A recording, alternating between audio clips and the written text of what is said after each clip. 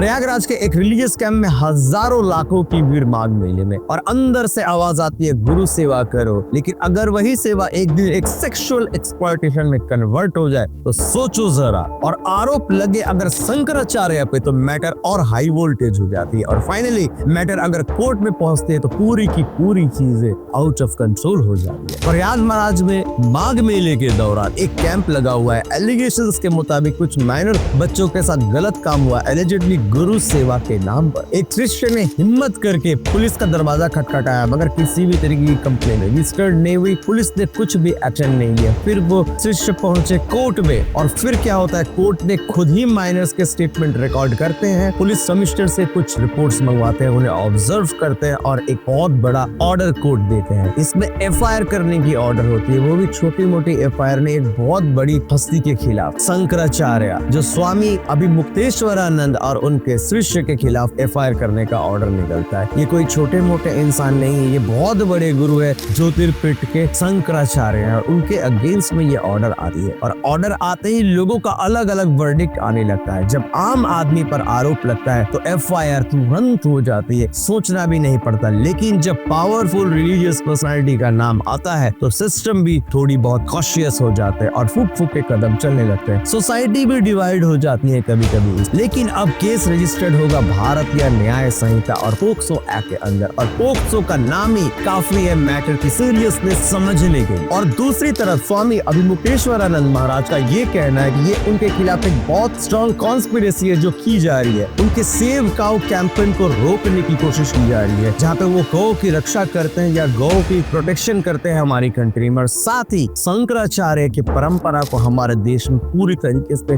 बदनाम करने का एक कॉन्स्पिरेसी किया जा रहा है। इसी बीच ढेर सारे पॉलिटिकल रिएक्शंस भी आ रहे हैं। कंप्लेनेंट ने थ्रेट का भी क्लेम किया कि कंप्लेन करने के बाद शायद उन्हें किसी तरीके से थ्रेट मिला। अब आता है सबसे बड़ा और असली सवाल जो कोर्ट से भी बड़ा है इस पूरी स्टोरी में। क्या इंडिया में फेथ इतना पावरफुल हो सकता है कि विक्टिम्स की आवाज को इन बड़े बड़े रिलीजियस लोगों के सामने दबा दिया जाए, या फिर कानून के हाथ इतने लंबे या कानून इतना स्ट्रॉन्ग है कि सच चाहे जहां भी हो वो बहुत ही आसानी से कानून उसे निकाल के बाहर आ जाए। याद रखिए, एफआईआर का मतलब गिल्ट नहीं होता, पर इन्वेस्टिगेशन का मतलब सच की शुरुआत जरूर होती है, क्योंकि इन्वेस्टिगेशन हमेशा सच के तरफ कदम बढ़ाता है। फेथ को अंधा मत बनाओ और एलिगेशंस के बिना प्रूफ को सच भी मत मान लो। बैलेंस ही जस्टिस है। आप क्या सोचते हो, सच क्या हो सकता है? कमेंट में जरूर लिखो और फॉलो करो मनोज सिंह डिकोड्स ये हुई अपडेट के लिए।